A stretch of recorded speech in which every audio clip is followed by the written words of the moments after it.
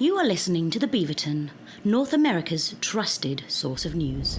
This week on the Beaverton, Andy Burnham is now PM of the United Kingdom. No idea if he'll last less time than a head of lettuce like Liz Truss, but rest assured his time in office will be measured in produce. Missing the emotion and excitement of the World Cup? Well, bad news, because the Commonwealth Games are on. And Pete Hegseth says the war with Iran has cost $37.5 billion. But as the old saying goes, you can't make an omelet without breaking a few eggs, slipping on the yolk, fracturing her hip, and screaming, "Help, help, I've fallen and I can't get up," out the window to neighbors who wouldn't help even if they could hear you. That's right, it's time to make fun of the news once again on the Beaverton Weekly Report. Welcome to the show, everyone. So glad you were tuning in. I'm your host, Luke Cornfield. Joining me this week are two of our regular panelists, both of whom Trump has tariffed at 50%, Ian MacIntyre and Meghan MacKay. Take the other 50%. I don't need it. I don't need any of it. She can take my 50%. I can't stand these tariffs. I'm crumbling. And a very special guest, a hilarious writer and podcast host of Talk from Superheroes, Diana McCallum is here. Hello, thank you. And as the co-producer of this podcast, I do have news about your tariffs, Luke. Bad news. They're across the board. That's so funny that like now anytime we just charge someone, we're just like, bad news, man, I got a tariff yet. Yeah, from Superheroes Network, the tariffs. It was on that super long list, like your network specifically. Yeah, I think he just got all the words on the internet and put them in. If 1,000 monkeys on a typewriter could write the works of William Shakespeare, surely they can come up with a coherent list of tariffs. I think you just described ChatGPT. Yeah, that's true. Which is what I assume made the list. Yeah. Yes, obviously. All right, well, let's dive in and talk about what else but the new tariffs. Donald Trump has threatened tariffs on 50% of tariffs on nearly $20 billion worth of Canadian goods. The list of things that are to be tariffed, as we just alluded to, is absurdly long. They include things like milk, wine, whiskey, fair enough, but also circular saw blades, candles, envelopes, hammers, Christmas decorations, synthetic wigs, and plastic cups, among thousands of others. Live orchid plants. I'm just going to shout them out at random through this discussion. Okay, we can't not mention the hockey sticks. Yes, and the hockey sticks. That had to have been the number one thing he said. See, that one at least felt like I was like, at least there's some thought. Like we're trying to stick him, hit him where it hurts kind of deal. Yeah, the things he mumbles to himself when he's mad at us. I'll tax their hockey sticks and their maple syrup and their health care somehow. What else do they like? There's also bitters, not fit for use as beverages. Like alcohol bitters for an old fashioned? Yeah, I assume that's what that is. Yeah. But I like that there's like a health warning in the tariff. Don't drink it. But if you do drink it, is it no longer tariffed? Ooh. You're at the border and they're like, you got to pay 50% and you just chug the bitters. And you're good. Delicious. I thought they were looking bitters, but those are drinking bitters, so we're good. It's fine. Were you guys able to make any sense or see any rhyme or reason out of this hodgepodge list of things? I assume everything on this 15-page list is a different Trump donor in the United States who paid him to tariff a competitor's product. Yeah, that would make the most sense. Yeah. Man, that's almost too smart for Trump, though. You're right. His donors are not idiots. So There you go, yeah. they sent some emails. Exactly. They just sent around a form that you filled out of like, what would you like to bribe us to tariff? And they just filled it in. Google Doc. Exactly. Yeah. There's a big Google Doc that Stephen Miller administrates. Yeah, I was gonna guess a PDF that you could complete, and you gotta drag and drop for the percentage of bribery you would like to do, Which corresponds to how much you're customary. gonna pay. Yeah, I just don't see the Trump admin with PDFs. They're not there yet. Yeah. It seems like maybe that's the next step. You know what I mean? Next The next step. 20 years, they'll figure out Yeah. how PDF works, and that's kind of the long horizon. in time for his fourth term. They'll get there. Exactly. I heard in a Maggie Haberman interview recently that Trump only started text messaging in 2022. God. Sure. Yeah. What was he doing before? Why? I don't even want to know. What are tweets, but not texts for the world? He doesn't care what people write back. You know what? Yeah, that solves it. Yep. Okay, fair enough.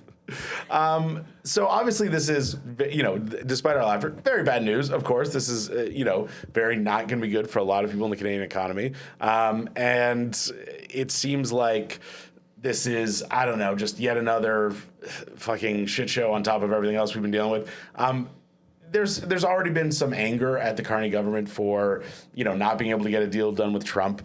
Do you guys, have any blame for Carney on this, or is it just like at this point, everyone who deals with Trump gets a pass because it's fucking Trump, and what are you going to do? I mean, I think I've said it before on this show. Like, even if we did have a deal with him, would it mean anything? Like, and that's not me defending Carney because, like, he is partially culpable in this. But like, we have a deal. He's still going to do shit like this. It's just going to look a little bit different. It's not going to be a tariff. It's going to be, he's going to bust open Kuzma again. Like, I really just don't think getting a deal with him means fucking anything. It means fuck all. These tariffs are in violation of a deal that he signed. Correct. Yes. The original Kuzma that was all him. Mm-hmm. Yeah, I do think most of these products are non-Kuzma products, right? So it's not in violation of Kuzma, but we didn't negotiate wigs in Kuzma? What are we fucking doing? Who are we sending to do those deals? We didn't include the hockey sticks? What were we thinking? We didn't use belts and bandoliers with or without buckles of leather or of composition leather? What an oversight. You don't think lists can be funny. And then Ian just pumps one out. It's that thing on the show, remember when we would do like a fake commercial and you just have like a KTEL list at the end, which is just like a long list of things that goes up. And it's that. It's great. It's that, but knowing that there's someone in the United States rubbing his hands in greedy glee because now he doesn't have to compete with the Canadian chandelier particle board or and similar board of wood other than wafer board. That's got to count as lumber. Doesn't count under lumber? But yeah, I also give a pass because like you can't negotiate with crazy and senile, like those two things at once. So it's kind of just like, it's like when you're setting boundaries in a relationship, you can only control your actions. That's how boundaries work. You can't set a boundary on someone else's actions. It's like, we're just going to do our thing. And you can do tariffs, and you can forget yet again that they tanked the stock market, because it's been a few months since you've done it. And then when you remember it tanks the stock market, you'll be like, oops, no more tariffs. How do we get our countries into couples counseling? Because based on what you said, I think that's what we need. Yeah, the boundaries. I mean, if you told Trump, and it is now a very popular TV show, that he was going to be on TV, he would probably agree to it for that. Fair enough. Which TV show? There's a TV show, isn't it just called Couples Counseling? I've seen the clips and memes about it all the time where it's this very like polite but stern female therapist who's just like, all the time because her clients are just like, I don't understand why he's mad. I only cheated 4 times or like whatever the thing is. Yeah. So, anyways, this is a TV show that a lot of people watch. Okay, we have different algorithms. I believe you. Sure. Mine is mostly cast iron skillets getting refurbished. Ooh, I like those. Me too. Yes. I don't watch it, but most of my feed is Love Island, which is what I assumed you meant. And I'm like, we're not sending Trump to there. Wow, we actually full disagree. We absolutely should. I would watch the shit out of that. That sounds amazing. Oh my God. I mean, he wouldn't be in office, so it'd be great. Just a bunch of sexy fit singles and an 80-year-old man. Please, God. Let's let that hot new bombshell enter the villa. Come on. As long as they agree to blur out everything neck down, I'm fine with it. I don't know. You'll see, based on his medical report, that he is in the best shape a president's ever been in. That's So I bet he's got a rockin' bod. Mm-hmm. I think we are kind of onto something, though, because like he used to love having a reality show. So if we offered him another one, maybe he'd be like, bye, presidency, reality show again. I see no problems with this plan. Get him on Property Brothers. Or get him on, like, the air quote real president. And it's a reality show about how he's not actually the president, but he gets to be the president on TV.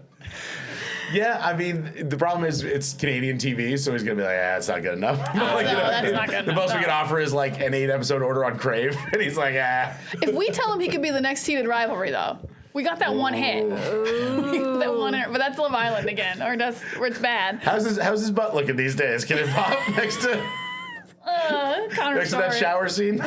I'm confident he'd go gay for pay. Yeah. There's a price. I think so. Yeah. I mean, most people have a price. Trump definitely has a price for Yeah. everything. So. Yeah, right? Yeah. All right. Well, as always, we've got completely off the rails within the first 10 minutes. Why not? The immediate kind of statement that was put out about why they were doing these tariffs, in addition to the wildfires that, of course, we're going to talk about in a second, was that this was largely in response to the provincial alcohol bans. Not all the provinces have banned U.S. alcohol, but a lot have, including here in Ontario. And so there was a lot of talk about, well, if they just back down on the alcohol bans, maybe these tariffs can go away or whatever. So what do you think? Should the provinces back down, or should they keep refusing to stock American booze? Isn't that one of the things that's like kind of working though? Like that's one of the few bans that's actually having an impact. I don't agree with that. Like just keep it freaking Jack Daniels and other liquors of similar sort. It's fine. Oh, yeah, man. I say we get obnoxiously into alcohols from around the world. Like, we become one of those countries that doesn't shut up about, like, Japanese whiskey. I'm into sake so hard. Right? Yeah. Or, like, how much better mezcal is than tequila. It is, but still, we won't shut up about it. There's one LCBO that's just oops, all ouzo, and that's it. That's the only thing you can get. Enjoy it. Yeah, it's on the Danforth. Can you find one that doesn't taste like black licorice? No? Shit. It all just tastes like black licorice. It's the same with, what's the Italian version of ouzo? Sambuca? Sambuca, yeah. It just all tastes like black licorice. The worst night of drinking of my life was on ouzo. Back in university, never again.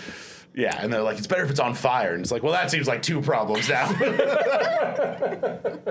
That's the next news story, Luke. Yeah, I couldn't handle this when I was sober. The fire, Jesus Christ.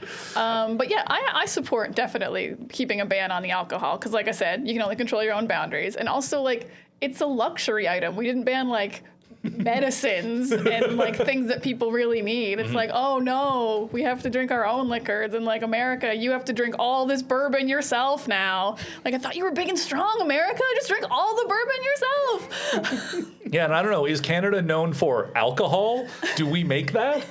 I'm sure we're fine. Oh, I don't mean it from the context of like we're just craving for a good Jim Beam or anything like that. I just meant like as a token of negotiation, as a conciliatory move, and the alcohol bans to avoid these tariffs, would you make that deal straight up? Nah, man. If it was offered. We're getting so many other consolations from the other side. Like maybe we should think about it because they're being so nice. You know what I mean? They're being butts. It is funny that in this whole tariff thing that they said, like, we're doing all these 50% tariffs because Canada's discriminating against the United States with like their automotive pricing and their tariffs and the alcohol ban and stuff like that. And what they're leaving out is they were in retaliation to American tariffs. Like they're absolutely not acknowledging that part. And I don't know if it's being disingenuous because they genuinely don't comprehend that that was a cause and effect thing. It's both. Two things can be two things. Yeah, there's absolutely a willful blindness to the idea that the alcohol bans, the various tariffs we've put on American products, the fact that we've put a limit into how many American cars can be imported into Canada when the company like abandoned manufacturing them in Canada to go back to the U.S., are all in response to the Trump administration's actions. But if you want to, Men in Black memory erase yourself to forget all that, you can, and it's just called American politics, where it's just like history started the day I decided it started, and how dare you do these alcohol bans? So I think it can be both. Like I think they've drunk their own Kool-Aid is basically what I'm saying. They can drink it with American bourbon now because we're not gonna. Bourbon and Kool-Aid. Well, now that's tempting. The other thing that happened just shortly before we start recording was basically premiers were asked about that. David Eby in BC, Doug Ford in Ontario, who have obviously two of the largest bands, and they were asked are you willing to back down on those? And immediately both were 100% no. And then Doug Ford was basically went one step further and said we could take America apart piece by piece with our energy if we wanted to. and basically I was sort of implying let's start World War III, which again I know it's because it's so electorally advantageous to him to play Captain Canada. Especially after the polls have started to turn against him a little bit. But there is a little part of me that I'm like, get him, Doug. Yes. And I hate that part of me, to be clear. I hate to agree with Doug Ford, but also I hate to be we're going to destroy you with our energy is such a Dragon Ball Z villain thing to say. Kamehameha. What do you mean? Doug Ford just powering up across multiple episodes. It takes till the next election. Yeah. I've got the big mega ball of power now. Well, there's some merch there, right there. Just Doug Ford powering up Dragon Ball Z stand. I mean, we'll get sued by 2 people. We'll get sued by Ford's family, and we'll get sued by Dragon Ball Z. Nobody tell Ford my good ideas. I don't want him profiting off them. But yeah, so it doesn't seem like the alcohol ban is getting revoked anytime soon. Although, of course, as always, public posturing can be immediately undone, as we've seen Trump do several times, and Doug Ford as well. They'll come out and say one thing, and then a day later back down and just be like, what? So we'll see. But yeah, it doesn't seem like there's going to be any movement on those. So now we have, I think it's 30 days to avoid these tariffs. Yep. And Carney has gone on the record and talked about his reaction to them. I spoke with President Trump earlier this morning. We agreed to intensify negotiations in the coming weeks, and the team and myself look forward to doing that. The part about looking forward to it was a lie. Also, I apologize. That clip I got was recorded at the bottom of a well. He's down there hiding because he doesn't want to deal with this. That's it, yes. Yeah. Everyone knows Carney goes into the well when he's got to do deep thing. But yeah, he doesn't sound excited about this or the prospect of. He does say later on too, like this 30-day thing, and we'll see whether it actually happens. Kind of tempting fate a little bit. Yeah, I mean, because obviously I think Carney knows very well. You know, I'll give him credit in many ways, and I've not been a fan of his lately, which is that he is very good at using his language very specifically. Mm-hmm. Like, I remember when he went to D.C. and met with Trump, and I think he used the word, like, monumental or whatever to describe his presence. Transformational. Which sounds good, but it can, obviously, you can transform things very badly. So, like, it's all those things that, like, he's got to use his words very carefully, and he's good at that, especially when he's in the room with Trump. You know who else was transformational? Decepticons. I was just thinking, You could be a Decepticon. You can be an Autobot, you could be a Decepticon. There you go, right? They both transform. Mm-hmm. Yeah, so I think hopefully he's able to keep doing that when it comes to Trump and like making clear he's not going to back down even more than he already has. And we're going to talk about the Gordie Howe bridge in a second. But like will actually like, you know, work with the American. And he did say later on, just before we recorded, that, you know, Trump has agreed to intensify Kuzma negotiations. What that means is probably nothing. But that's the wording I believe he used was intensify. That sounds like a bad thing to me. I don't think I've ever described something I liked as intensifying. Mm-hmm. Good point. Unless I'm like adding bold to a poster. I'm like, oh, that is more intense. Yes. New fonts. It does feel like an ad for like a spicy wing, you know? Intensify the flavor. Oh. That could be. I more think of intensifying as like this rash I have is intensifying. Yeah. Well, speaking of Americans pissing us off, let's talk about their reaction to the wildfires. First, I guess let's cover the wildfires themselves because, you know, shortly after we recorded last week's episodes, the smoke really cascaded down into Toronto and into, obviously, TS, as we talked about, into the rest of Southern Ontario. It was already, of course, terrible up north, but has really become a much more present topic of conversation. And you know, obviously made life, you know, quite horrible for many people for many days last week and even into the weekend. Were you able to, despite the horribleness, appreciate a little bit the comedic irony, of Carney releasing a YouTube video where he's like, we don't have time to worry about the environment right now, man. And then the environment immediately being like, oh, yeah? The environment being like, I will blot out the sun. You will wake up in a sepia-toned world. I mean, I don't believe in omens, but I wish other people did. I wish people in power were like, oh, shit. Yeah, that was some real third act of Ghostbusters shit. Mm-hmm. Just the sun being blacked out and, yeah. Yeah, sorry, Megan. I was just going to say, it was really iconic. And if I was a forest, I would do the same thing. Be like, oh, you don't care about me? I'm on fire now, girly pop. What are you going to do?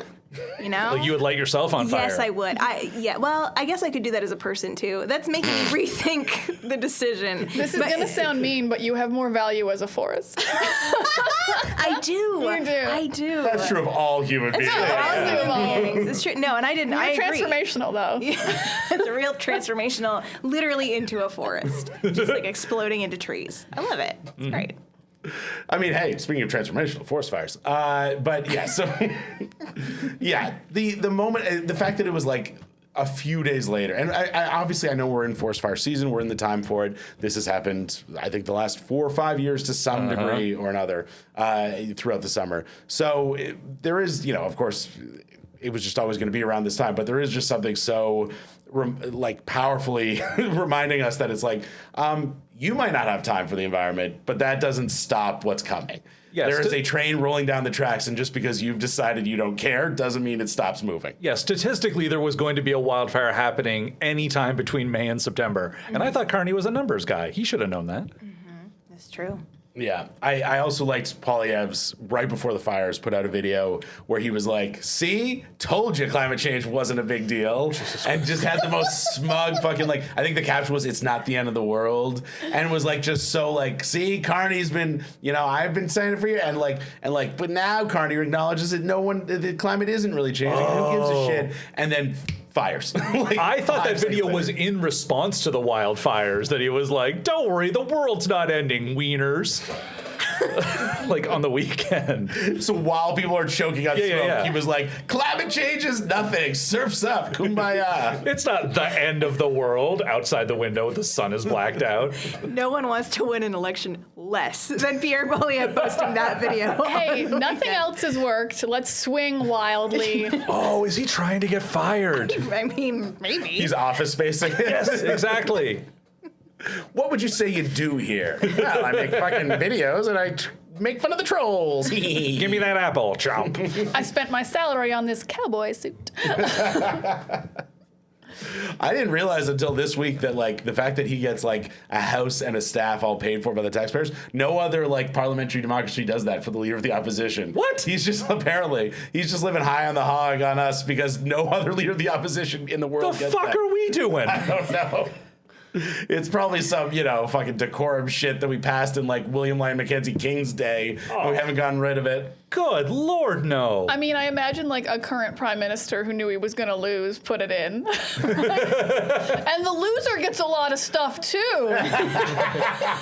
Years ago. And there's a swimming pool in it too, right? And the opposition leader gets more money than the prime minister. Oh, this is actually great for me. I'm definitely losing.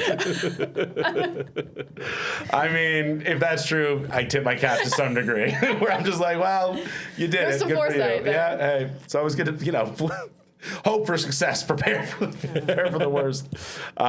So obviously this has been terrible. And I think, if anything, I don't know if there's been a story I've been madder at lately than the immediate right-wing Republicans in the United States putting out statements and complaining about Canadian wildfires and the smoke causing them to lose their summers. It was always that. It was always they're ruining summer. And it's people are fucking getting sick, and you're worried about your fucking softball game. Oh my God. Yeah, you sound like you're in the third grade.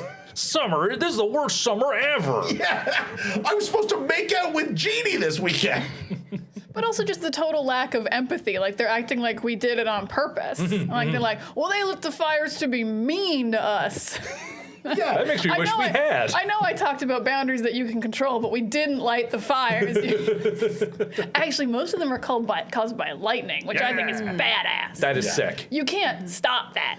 It's so fucking metal. Yeah. We don't have an anti-lightning ray gun.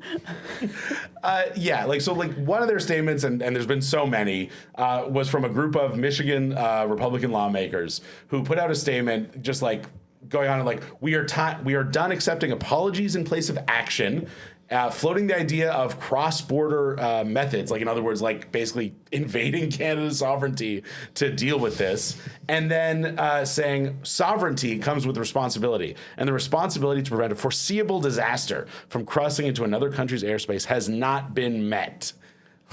What fucking assholes. Absolutely insane official statement to make. Not just to whisper it to your wife fucking Canada smoke ruined our barbecue, but to put it on the record.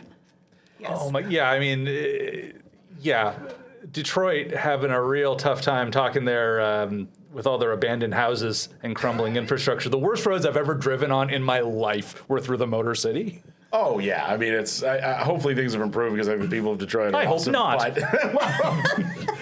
For the record, the people of Detroit are not the ones voting in Republican lawmakers. That's the suburbs, baby. But yeah, I hear what you're saying. Yeah, and it's like, I mean, a thing that I'm shocked that they haven't proposed is they're like, what if we built a wall to keep the smoke out? Which is like their solution for most things. What they should make is an airtight dome over themselves. Yes, just themselves. That's a great idea. Just themselves. They have all the bourbon in there. Yep. Just go full Stephen King. Yeah, that show They're under the dome. that I think had the guy from Breaking Bad, Hank. I've not seen the show. I was referring to the book, but yeah. Okay. I thought I saw the show, but I think I saw Jericho.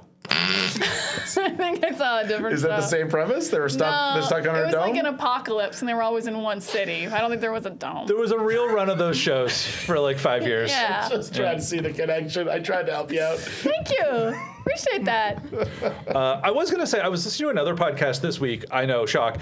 The Decibel, which the Globe and Mail puts out, is a great podcast. They were talking to a forest fire management expert.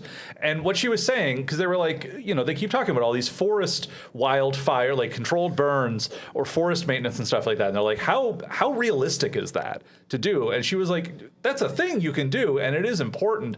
It's blown out of the fucking water by climate change. Yeah. Like, it's useless at this point. The problem here is that these forests are too dried. They're too dried out because of the heat, and they are catching fire in a way, like to a scale that they used to not do. You can't maintain them. You can't counteract that with maintenance. It's impossible.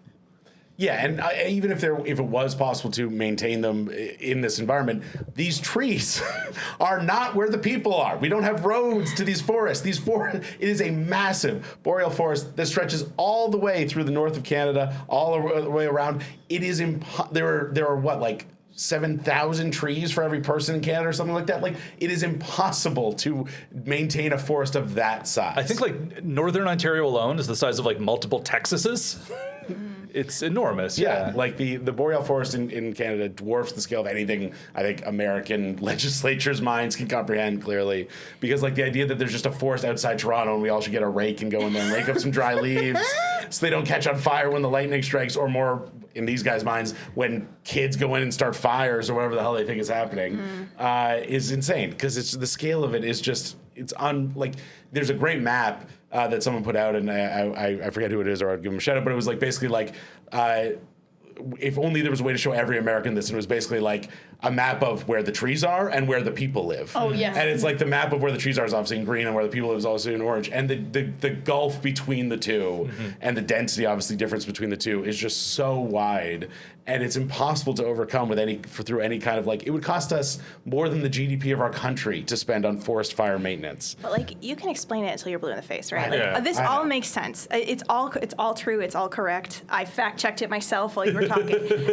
But it's like ultimately what it comes down to for Republicans is like the death of empathy in the political sphere, right? So like, you see all these clips of like Michelle Obama and George Bush being little buddies and friends, and like there's some commonality there, and there's some empathy across the aisle, and there's something there of like, you're another human being, and at the end of the day, that's what this is about. And that attitude has been completely erased from the American public sphere, period, full stop. Like, there is no empathy across the aisle for the other, side. And as a result, there's also no empathy for anyone who's outside of that party sphere. So anyone who's a non-Republican, anyone who's a Canadian is like, fuck you, get your shit under control. This is like the era of like personal responsibility, and it's your job to fix this, and fuck you, I will never help you. And that, it's just, you can explain, everything you said is correct. Yeah. But if you sit there and you explain that to them, it's like, I don't really care. This is your problem. You need to fix it right now. Like, it doesn't matter. Well, to and them. even beyond that too, the Republicans right now, they want to win, like an easy, obvious visual win, because the Iran war is going so terribly.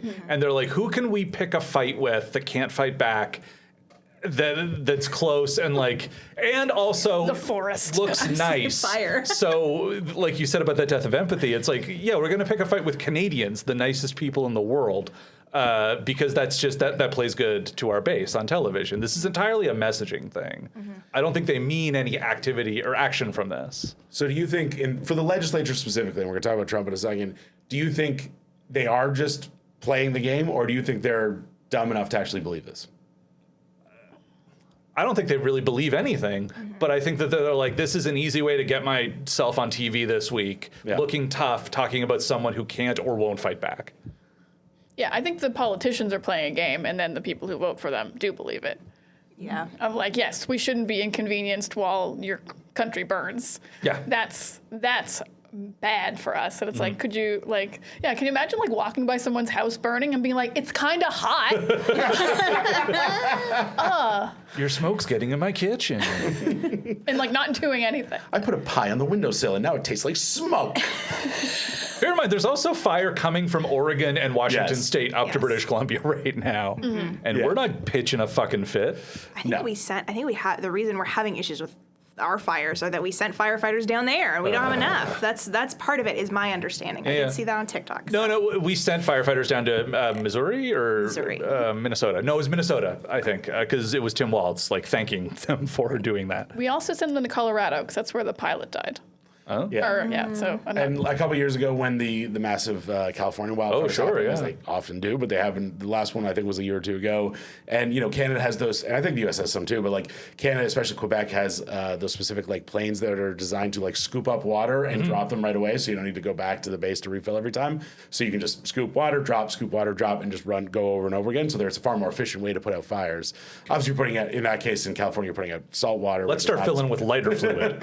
Well, yeah. So like having those planes makes a massive difference, and I think we have more of them, or at least at that time we did, than the U.S. Either had or needed or whatever. But so that gets the fundamental question of like, we're talking about the death of empathy. We're talking about one side playing dirty and us not or whatever. Should we stop helping? I'm not a fan of stopping helping. I'm okay to not drink someone's alcohol, but like actual helping, I think is just like, yeah, historically, we're not going to swoop to their level. I would agree. I think this is an area where it's like, this is a global good to try and slow the world burning however you can, right? Like, I think that comes down, that's a values question, right? Like, do we as Canadians value our like integrity of like, we need to be doing the right thing, or do we value revenge? We have to decide, right? Like, it's one or the other. We can't have both. And I don't know. I think it's important to hold on to your core beliefs even when you're being pissed on, by God. And by God, I mean Trump. Pissed on Trump. Yeah. I thought he liked it the other way around. Yeah, I don't know. I haven't seen the video recently, so I've only seen it a couple times and a while ago, so, But yeah, we're not going to hurt the trees because people are jerks.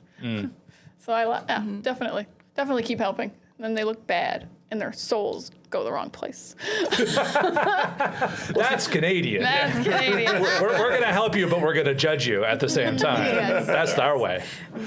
The little nod we give when we help, like, Yeah. well, the only counter to that I would make, and of course I agree, is when you are always the put upon one, when you take on that kind of martyr complex, and you're always the one who shows up for the other person, they don't show up with you. And obviously I'm making this a personal thing as opposed to like two countries with very many variances within them. But when you're always the one who is the good one in the relationship, at a certain point that becomes the default, and the other person's never going to correct their behavior. Again, this is very couples counseling-y, but like, but like this is a thing where it's like, to a certain degree, like, do we want to make them miss us a little bit? Like, I know that sounds ridiculous, and I know that's like, again, so like treating this as if it's a romantic relationship, which it is not, is far more complex than that. But like, is there something to be said for like not always being the punching bag, or not always being the one who shows up with flowers or whatever, to stretch the analogy? I mean, I don't think they notice when we do it. I don't think they give a shit. And I'm more speaking specifically about Republicans and the Trump administration. Yeah. Like, they don't notice, they don't care. And if we stopped doing it and someone pointed that out to them, they would say, why are these Canadians killing Americans by not showing up to rescue us from the forest fires we started? There's not really a winning here, so we might as well, like you said, do the right thing. Yeah, and I think that's a good point too, where it's like, it is this lack of empathy, but it's also this fundamental like incuriousness of like, why is this thing happening that hasn't happened before? Like, I think we see a lot of like, we see a lack of curiosity in the American general population right now, who are just like, they don't wonder why things are doing what they're doing, or why they're not happening, or what's going on. So like, they'll never actually have the inquiring mind to be like, oh, this is happening because Canada stopped and maybe we should be nice to them. Like, I think that's too many steps for the average person who's not paying attention to politics to expect them to take. And I hate to say that's both sides of the aisle. I agree. Like, that's people down there mad about Trump. They're also not really paying attention to anyone outside of their board. And like, I know that's an old hat saying Americans don't know about other countries, but like, it's not like Democrats down there are like, you're being mean to Canadians, and we also wish you'd stop that. They're Yeah, they don't stand up for us. They just aren't mean to us. Exactly. They're very yeah. neutral. Exactly. They're the Switzerland in all this. Yes. But I kind of I actually like your couples counseling analogy though, because like it's like, oh yeah, we are being stepped on, but like we'll have a new partner in 4 years or in 3 years or whatever it is. It's like, yeah, couples counting and like, oh, this is my new husband. Or new wife. Or wife. It's America. It's new husband. It's husband, yeah. In fact, it's husband Gavin Newsom, probably it's looking like, which is going to be rough, but that's okay. It is what it is. The groans. This one doesn't yell as much, but he does have a drug problem. Yeah, I mean, that's the only thing to the earlier conversation about whether the legislatures who put out that statement are playing the game or whether they have, whether they actually believe these things. I think what we're seeing more and more in Trump's second term is now there is a snake eating its own tail effect where the people who were inspired by Trump, not all of them, but a lot of them are getting into positions of power. And you're seeing an aging out of the kind of quote unquote like respectable, never Trump Republicans who either align with Trump or not were quote unquote somewhat intelligent and we're just using Trump to further their ends or whatever. And now we're seeing people who I think have fully drunk the Trump Kool-Aid and are these incurious people who are just like believe whatever he says, don't question it, and actually do believe that Canada is sending wildfire smoke down to ruin their barbecues and shit. And so like that's in some ways even more dangerous than people who are just like playing along with Trump to get tax cuts or whatever the fuck. It's this now you're seeing that second generation of people who are like, Trump, what Trump said goes, and that's the end of my thought process. I think it's a permission structure. It's Trump said a thing that means I'm allowed to flip shit. I'm allowed to be mad. I'm allowed to be aggrieved. I think I might have even said this before, but I keep with Trump and the mentality behind all of it. I keep thinking of The Sopranos, and not just in the way of like mobsters, shakedown, but when you watch the guys on The Sopranos, they were all profoundly dumb guys. Yeah. They were like varying degrees, but they weren't smart guys, and they saw themselves as the victim in every exchange, in every scenario. And the only thing about them was that they were willing to use violence to hurt people. And then they kept saying, like, that makes me smart, that I got one up on this guy. And it's like, no, you held a gun to him. Yeah. But you're not smart. You're not, yeah, anyway. Well, and it's also, like The Sopranos, it's incredibly lucrative to be to be that guy. Yes. To be a Trump guy or to be a Sopranos guy. Like, it is, you make a lot of money and you do pretty well for yourself if you decide to be that person. So it does not help at all for the political culture of America that it's, like, very profitable to be a big, dumb, loud guy right now. It sucks. And the other thing, too, is it's profitable without having to work hard. Correct. That's the thing out of The Sopranos, right? It's like how many scenes were them at 3 p.m. sitting around a pork store playing cards. Yes. And then Tony would come home and bitch about how hard he worked that day. Yeah, and yeah, it's yeah. like, you have no concept of work because to you, work is like staying out with your buddies, drinking, and then making collections on a guy who owes you money or whatever. You know what I mean? So that's the other thing of the Trump world, Soprano world, is like, how do I get rich and famous without having to do any work whatsoever? Yes, and most of the time the answer to that is inherit it. Yeah. And then turn it into marginally more money. There's also the illegal way to get money, which is now no one goes to jail for any of these crimes anymore. Of oh, we'll just manipulate the stock market and we'll buy the stocks. And as Luke said, it's these guys who are like now becoming politicians who are like, yeah, and like when you do a crime, Congress won't do anything And the Justice Department won't do anything. Because we just told them, no, you can't. Yeah. And that's just, it's setting terrible precedents. They literally across declared the board. FBI isn't going to investigate ICE crimes anymore. Great. They just give up on it. Good. That's great. Yeah, I mean, not that I have a lot of faith in ICE's investigations. It's kind of like when the IDF promises to investigate a bomb, and they're like, yeah, we'll look into that. No. I mean, the Hunter Biden has been doing a very interesting media tour, and not to get waylaid too much with that, because he's a candid guy, so he has some interesting insights. Obviously, a lot of it is wrapped up in propaganda of like, I'm actually not as big a scumbag as everyone thinks I am, but whatever. But the thing he said that I think was pretty astute was he said the biggest mistake Joe Biden ever made was appointing Merrick Garland as his AG. Sure. Because he refused to go after Trump and the Trump world for all their crimes from the first term, which just empowered them to do it all again. Yeah. And so it's like if you have one side who's obviously refusing to govern themselves and another side who doesn't want to look too political by going after the other side, then it's just a license to commit crime. And so obviously that's what we're seeing. And who knows about committing soft crimes, but Hunter Biden. He was on some podcast with what's the guy who's married to Selena Gomez? It doesn't matter. Benny Blanco. Yes, I and got you. he has a podcast now because This sounds like a really trenchant very political important. affairs podcast. But he was just like, he was basically like, I'm not on the Epstein list. All of my whatevers were with consenting adults. And it's like, way to lower that bar, Hunter Biden. You got your dead brother's widow addicted to crack. But yeah, good for you, man. But you did it publicly. Yeah. Cool. But yeah, anyways. All right. Well, let's talk about, we talked about how Carney should negotiate with Trump. And last week we covered the fact that Carney had secured a deal to open the Gordie Howe Bridge, but there was a lot of uncertainty around whether or not Carney had fully caved in or had kind of tricked Trump with a little bit of like clever financial language, the way he suggested he had very strongly in his quotes. Nope, turns out he just caved in. So we have all the details now. I don't think Carney's government has officially released it, but the Star and other people, I guess, saw access to like the term sheet or whatever.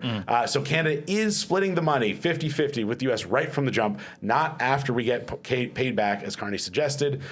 Do you think Carney was just like embarrassed by the deal and the fact that he caved, or did he actually think he could cover it up for a long time with like financial speak? Like what was he thinking here? I was confused about what happened though, because like it's for 15 years. So after 15 years, do we get all the profits? If Because we bridges last a while. I'm gonna say it's still gonna be there, but I didn't understand that part. Yeah, so there's actually two deals here. There's the original deal signed with Michigan, which is still in place, which is that Canada gets 100% until we're paid back, and then we split it 50-50 with Michigan. Love that. Now it's before that even kicks in, we have this, I guess, like primary deal with the U.S. federal government that says for 15 years we split everything with them 50-50 net of operating costs. So if after 15 years we're fully paid back, then we switch to splitting with Michigan. If we are not fully paid back, then I guess at that point, after 15 years, we would get 100% of the bridge revenues minus production operating costs until we are paid back, at which point the original deal with Michigan would kick in and we would split 50-50. Okay. I might have been completely wrong there, but that's my analysis. Interesting. I was reading it and I did see this thing about net profits, and I was just wondering because like I do know Carney is a numbers man. I'm like, so what if this was kind of like Hollywood accounting when movies never make money? Yeah. You know? Men in Black, still in the red. Mad Max Fury Road that didn't make any money. Sorry, George Miller. And then he's like, I won't build another bridge / make another movie. So I'm like, if every month you're like, sorry, we didn't make any money again, America.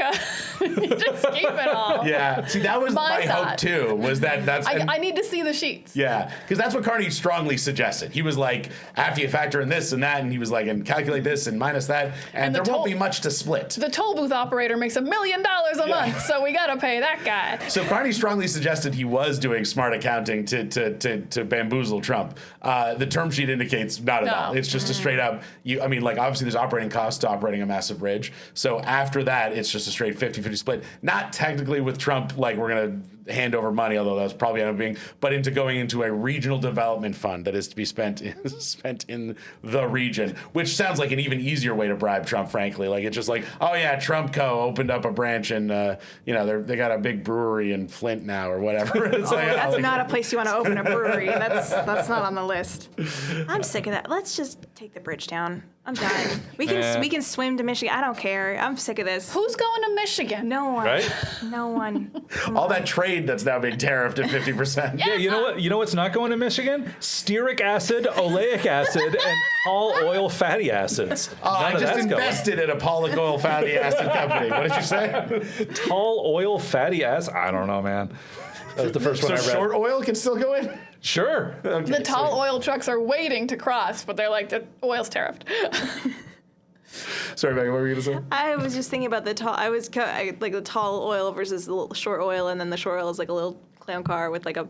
I was just having a fun time imagining different trucks of different sizes, and I don't remember. But that was, and it doesn't matter because now I have a little truck in my brain just tooting around with short oil in it. I like it. But yeah, it does sound like he caved. Yeah. It does. Yeah. Yeah, he didn't. But he was like, I guess it wasn't up to him to not say no to alcohol, so he hasn't really said no to anything. He didn't shut the alcohol down. The provinces did. No, and there have been some counter tariffs that Carney was around for, but yeah, very minor, and several he walked back. So yeah, he's definitely played he's gone down the road of we're gonna appease Trump. We're not gonna go toe to toe with him, which is working great. Well, and he's definitely like, we're trying to get trade going with other countries, and obviously that's a long process, and it takes a long time, and maybe pipelines, question mark, I don't know. And we can't build bridges to any other country, unfortunately. It's like, they're just these guys. I mean, we could, they'd just be bad bridges, and you wouldn't want to drive on them. Would not want to drive to the British bridge. I mean, I guess over the Arctic you could do Russia. Do we want a Russian bridge? Oh, great. Our options fucking suck. This is like playing a game of Risk. Also, I feel like if any bridge is named after a hockey player, we just get all the profits. Like, no, any bridge in the world named after a hockey player, the profits go to Canada. Well, I hope the Czech Republic builds a Jaromír Jágr bridge, then. That'll help us out. I think it just makes sense. The exception is the Wayne Gretzky Bridge, where all the money would go to Canada and then get funneled down to Mar-a-Lago. If you're not actively on cocaine on the Wayne Gretzky Bridge, you are not allowed to ride. You are turned back at the gate. That ain't it. Wait, was that his deal? Maybe let's, just a thought. Alleged. Our legal department, a.k.a. Luke, is telling us not to pursue this. What? I mean, I don't know about that, but I mean, just I love the Wade's, got a line of wine and has the ruddiest face you've ever seen, but he's definitely not an alcoholic. Anyways, moving on. So I don't know about the coke, but yeah. I don't know about the coke. I feel like we're in a legal safe place with Hunter Biden, who's on video camera doing it. I mean, you can do it off camera too. It's not like part of the coke rules. No, I understand. It's just harder to prove if it's not on camera. I can't believe you're making me explain the law to you, Luke. This is embarrassing. You went to law school. You can do cocaine off camera. You just can't get caught because the police will take it from you. Yeah, no, that was my belief was you have to be recording a video with a hooker in your bed in order to do cocaine. It's okay, Luke. It's not everyone can have their A day every day. It's all right. It's fine. I can fill in the blanks. No, it's the same with other let Meg drugs. host. It's gaining steam, I'm not going to lie. Oh, boy. Which someone pointed out could also be read as let me ghost, which is fair. All right.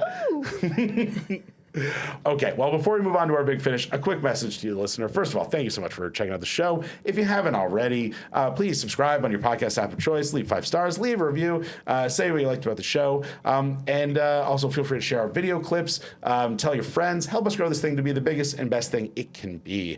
And if you are so inclined, you can also support us monetarily at patreon.com/thebeaverton. There you will be keeping the website alive, you'll be keeping the podcast going, and in exchange, in addition to our undying gratitude, you will also get an extended cut version of this episode every week where we talk about a story or stories we didn't cover in the rest of the episode. This week we did a little news roundup of some of the stories that we didn't get a chance to cover in the rest of the episode, including Trump photobombing the Spanish national team, the Odyssey's box office, and Naheed Nenshi posing for a photo with the Israeli ambassador and then immediately apologizing and the backlash to that. So check us out at patreon.com/thebeaverton. Ian, do we have any shout-outs this week? Oh, we sure do. Nice comment on YouTube about the last episode. Goes off the rails immediately? Yep, it's a Meghan MacKay episode. It's not just that she brings wacky fun, but her chaos is evidently contagious, infectious, and then that's why I love all of you, bringing a combo of fun and comedy with actual good analysis, which seems oddly lacking among pundits nowadays. We promise we will have less good analysis and keep this goofier and sillier. We're getting too serious. I think we're getting too smart. Over on Patreon, Joshua Hillerup said, saying Iran didn't realize closing the strait was so powerful is giving Trump way too much credit. Iran totally knew this and did it back in 1981, but the difference now is the U.S. is so clearly the instigator that the rest of the world isn't pushing Iran to stop, which I actually think is that's the good analysis. No, that is good analysis. I think the good analysis all comes from the Patreon supporters, and then we get the credit for it. Say that again next week and don't credit the commentator. Yeah. That's what we'll do. We can edit this out, right, Andrew? Okay, good. And then just to thank a bunch of our Patreon supporters, some of our new supporters, Jordan Etherington, Jackers, Blaze Peel, and Jeff Lee, which I like because it kind of sounds like Jet Li's level-headed brother, which is a cool name. Yeah. And then some of our OG supporters, Stephen Crozier, Sarah Emond, Wayne Chapin, and Eric Lund. Thank you all for your support. It really means the world. Thank you so much, Patreon supporters. All right, and now it is time for the approximately 10-minute long quiz. It's the approximately 10-minute long quiz. Brought to you by Time.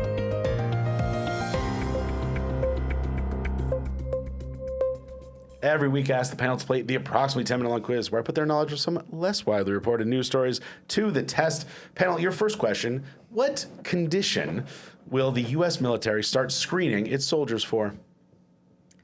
Whether they have a soul. If you got one, you're not in. It's that Buffy the Vampire test where the demon's like, this one has no soul. I think like the chip that Spike had in his head, and like he can tell if you have a soul or not. I'm loving these deep cut references Yeah, to I got Buffy. This you. is great. The Judge, that's what it was called. The Judge. Yeah. Sadly, it was not the soul Not the thing. soul I love test? that. I love Damn it. They're just screening for the condition of having vaginas, at which point you are ejected from the military in the U.S. You're not completely wrong. Oh, no, I know the real answer to this. Yeah. Megan, any guesses? How good they look in a hat. Because some people can't pull it off. As we've discussed. Yeah, and I think Pete Hegseth really cares about that stuff. I feel like that's something he would want you to look good in a hat. That would, or a beret, or what do they call those things when they got the folded up flippy cap? Isn't that a kind of like a fucked up beret? I would call that a it's fucked up beret. Fucked up beret. Yeah. I'm sure they would get mad about that. But A newsy cap? X3, X3. read all about it. War! Again? We're in it. How do you not know about this? And then they do a big Newsies musical number. And Christian Bale is there. Yeah. Original newsies.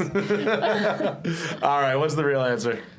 The U.S. military is screening its soldiers for low testosterone. That is correct.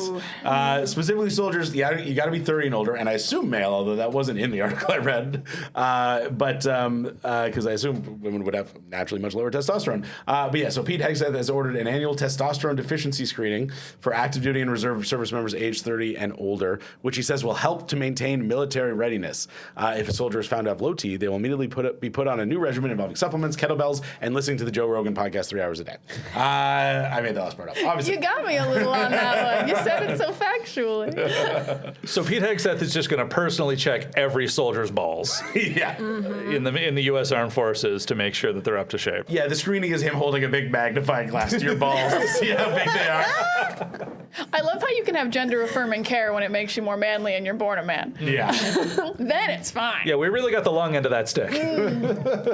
Yeah, the fact that they can't realize that this is gender affirming care or won't, and I'm sure there's some willful blindness to it, but like the fact that it's just like, it's been pointed out that the low testosterone thing, it's like, oh, so if they have low testosterone, you're going to give them testosterone supplements, i.e. gender affirming care, and everyone's just like, no, it's different, shut up. It's not that.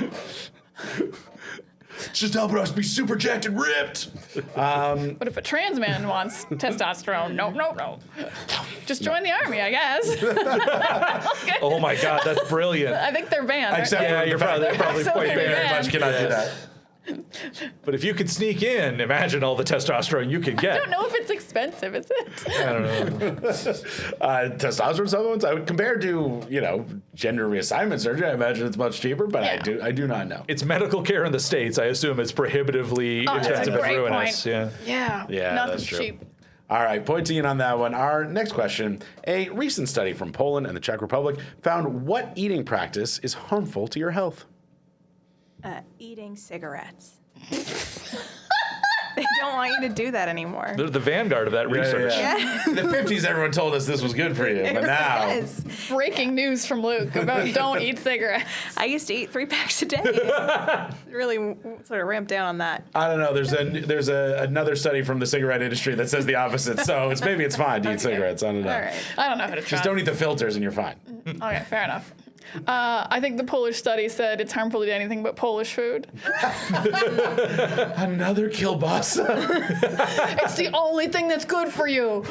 All the We pickled swear. herring. All the pickled herring you can stand.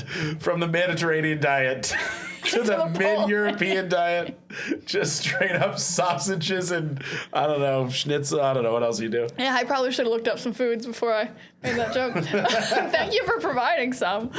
I don't know if kielbasa is accurate. I think that's a Polish sausage, but I could be wrong. I don't know the answer to this, but it feels like a setup to an old Polish joke. Yeah. And I just don't know what the punchline is. It's a trap. It's a real trap, yeah. Yeah, Or yeah. in Canada, we did Newfie jokes, Yes. but they used to be a real thing, Polish jokes. I don't know the answer. Yeah, you can do Archie Bunker voice. Polak walks into a bar. Yeah.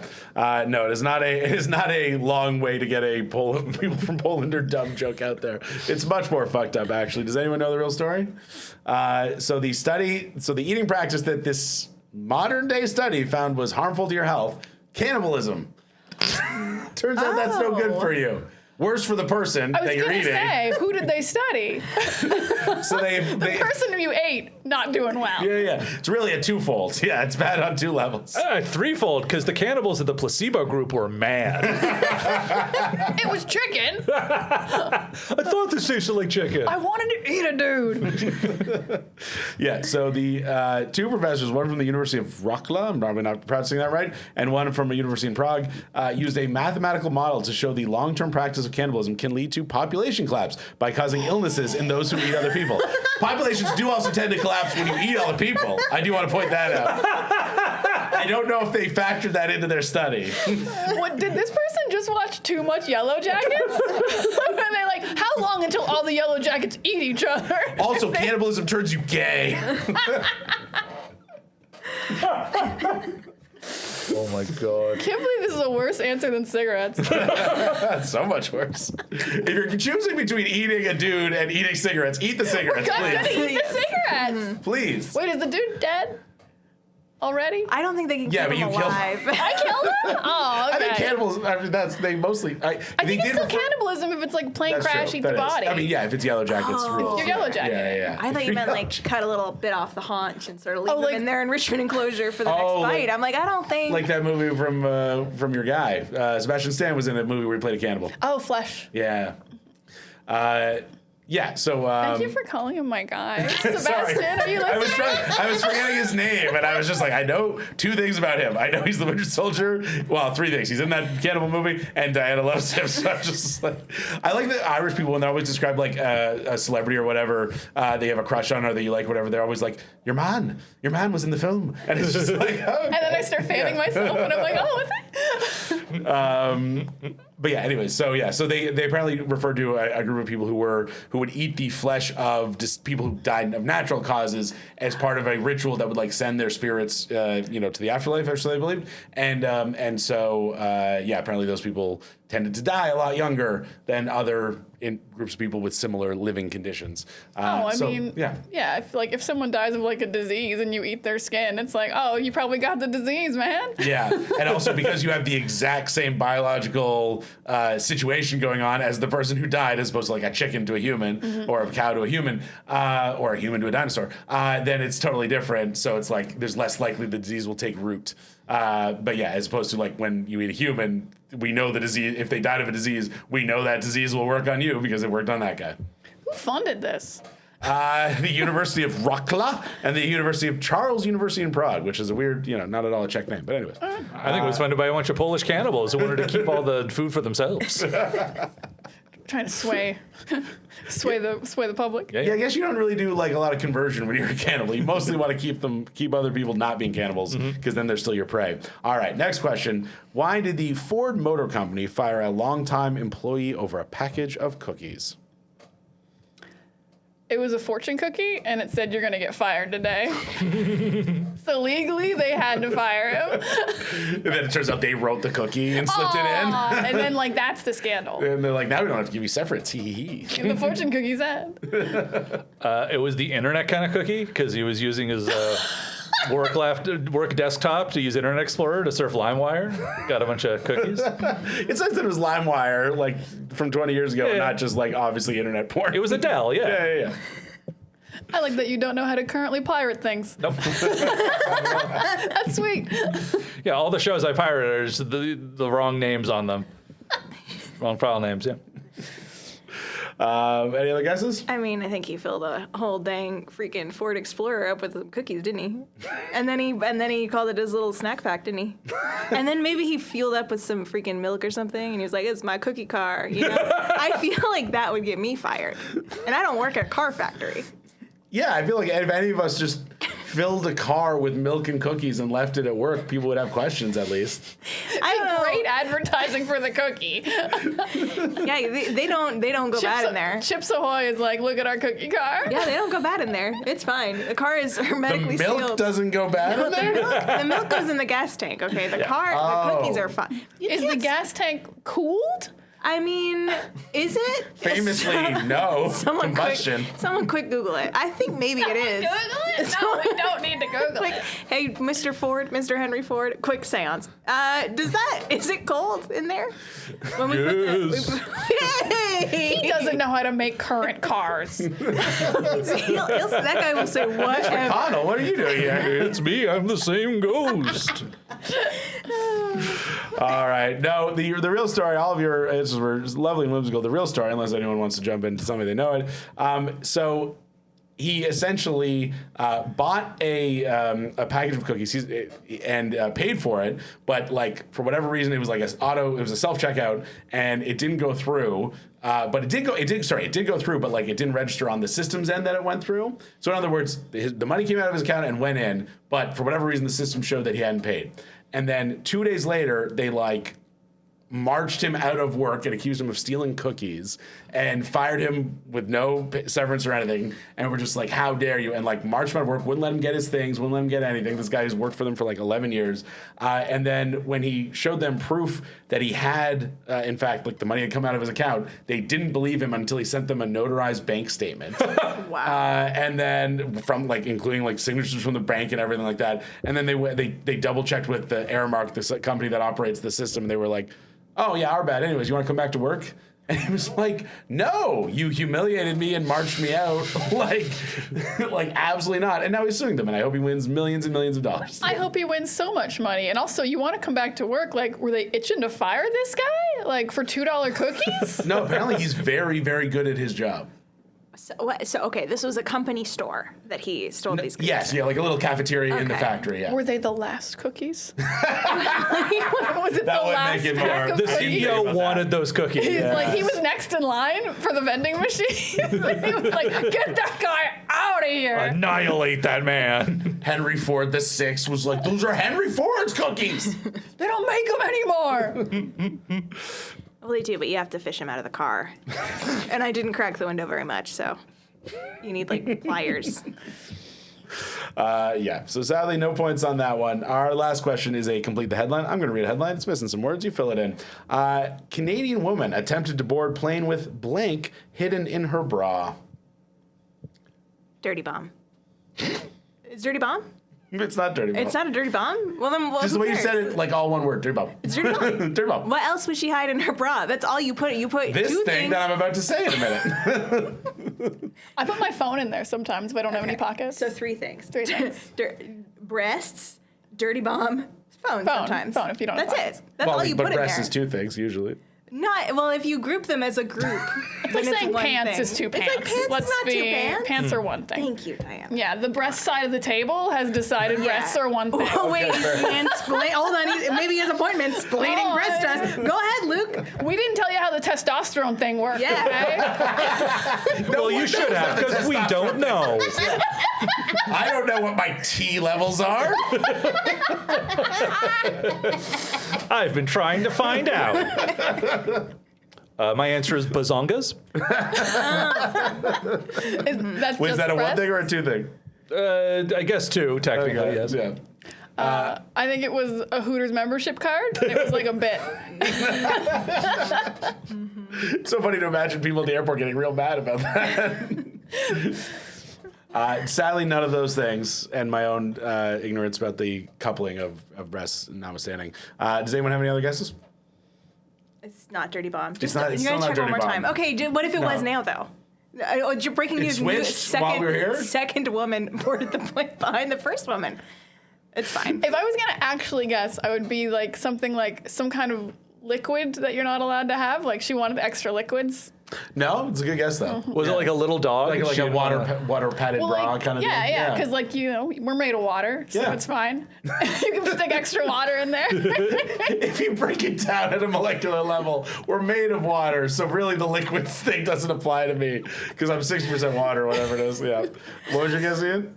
Oh, was it like a little dog she hid in there to avoid paying the fees? No, but it was an animal. What? Ooh. Bird. Little bird. Cat. Please be rat. Rodent. Ratatouille. Rat. Did she ratatouille your boobs? Did she ratatouille your boobs? Ooh. Ratabooby. Ratabooby. Well, now that's better. The real answer is going to be deflating. It was a python. Yeah, a ball python. So she was flying from the Netherlands back to Canada, and she claimed she had found it in her Amsterdam hostel. Seems like more likely she just successfully brought it to the Netherlands in her bra and unsuccessfully tried to bring it home. But I wasn't there. I don't know. Can I hold on? Can I just for 1 second? There's a snake in my boobs. Yeah. That's all I needed. I just needed that clean. Thanks. You can keep recording. Go ahead. I just want to say I'm tired of these motherfucking snakes and these motherfucking boobs. This is why they scream for snakes so hard. They're like, no, ever since snakes on a plane? Absolutely. Every snake detector is on. Yeah, so. A python. All right, a python. Yeah. That's All What right. like level of size? Yeah, how big? It didn't. There was no photo, but a ball python. I think it was like a full size ball python. So however big those get, I'm looking that up as we speak. Can a python ratatouille a person? Yeah, No. but then you move like a snake. Yeah, and that's how they catch you. They're like, you're moving awful snake-like there, lady. So I'm going to assume this was not fully grown because according to a quick Google search, ball pythons typically reach 3 to 5 feet in length. Females are noticeably larger, so males average 2 to 3 feet, and generally weigh 3 to 5 pounds. So, I mean, yeah, I don't know. That seems like it would be hard to conceal in a bra, but I mean, how flat-chested are you? Yeah, you can that's- And like, how big a bra? But like, then Exactly. your bra's like moving. I think I know how she got caught. I think the bra was. I mean, And people are like staring at it. And she's like, eyes up here. Yeah. Eyes up here. Don't look at my bra. Do not look at my bra. Don't look at my weird moving bra. All right. Well, at the end of our quiz, our winner with a whopping 1 point, Ian MacIntyre. This is because I knew the balls thing, wasn't it? Yes, it was. Damn it. All right. Anything you would like to plug? I'm just gonna, as I always do, plug stuff from the website. Please check out thebeaverton.com. We got articles and stuff. Some fun ones this week. U.S. Treasury unveils its new Looney coin design by Lindsay Ellis. Of course, it was the gold coins with Trump's face on them, and Looney was spelled Loony. That did super well. Toronto air quality plummets to 1990s bingo hall levels by Mike McFadden. And today, Andrew Tate slowly realizing exclusive new manosphere, actually jail. Nice. By Dan Hirschfeld, which made me laugh a bunch. Awesome. Diana. Yes, I host a podcast called Talk from Superheroes. We review superhero movies and TV shows. We did The Odyssey this week. If you want to know my full thoughts, it wasn't all that woke. Could have been more woke. Yeah, I mean, until like recently, Christopher Nolan was generally seen as a fairly conservative filmmaker in his ideology. He can't write women no matter what their skin color. So yes, it's available everywhere you get your podcast. Wherever you get this podcast, Talk from Superheroes is also available there. I betcha. Yes, I would imagine. Except it's an for amazing your podcast. You must check it except out. for your direct Patreon, I suppose. If you can also post Talk from Superheroes on the Beaverton Patreon. Sure. Why not? We'll quip it. I love that. Megan. Oh, I'd be Skeeton, brother. As per usual, I'm up on Blue Sky, Skeeton, MMMEGAN. Awesome. Well, thank you so much for listening. Quick programming note. We have one more episode left before we take a little summer hiatus. Forever. No. Forever or just until after Labor Day, one of the two. So we'll be back with you next week, and we will talk to you then. Bye. The Beaverton Weekly Report is produced by Andrew Rivamy in partnership with the From Superheroes Network. Visit FromSuperheroes.com to hear more great podcasts like this.